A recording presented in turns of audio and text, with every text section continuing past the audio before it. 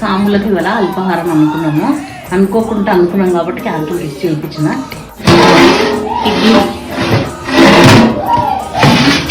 వడ, అల్లం చట్నీ, ఈ గట్టి చట్నీ, సాంబార్ ఇది చేస్తున్నానమ్మా. ఏమైందిరా? ఇగో నెయ్యిలు అయితే అన్ని డ్రై ఫ్రూట్స్ వేయించి పెట్టుకున్నా, రవ్వ కూడా వేయించిన, వాటర్ వేసేద్దాము. ఎందుకంటే స్వీట్ కంపల్సరీ మన ఇంట్లోనే చేయాలి కాబట్టి స్వీట్ చేసామండి.